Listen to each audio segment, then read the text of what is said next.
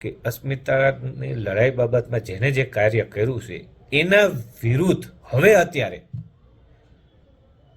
ખોટી ટિપ્પણીઓ કરવી એ બેકાર છે, એ મુદ્દા લે છે કે તમારે આ નહોતું કરવું, તમારે ધર્મરથ નહોતું કાઢવું, તમારે મહાસંમેલન નહોતું કરવું, એનાથી તમે શું મેળવી લીધું, તમે આ કર્યું.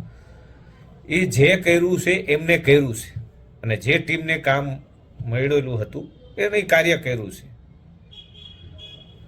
એનાથી તમને કોઈ તકલીફ ના હોવી જોઈએ. તમારે કંઈ કરવું છે તમે કરો, તમને જો યોગ્ય લાગે કરો. હજુ પણ સમય જ છે, એવું તો છે નહીં કે બિલકુલ ફૂલ સ્ટોપ થઈ ગયું છે.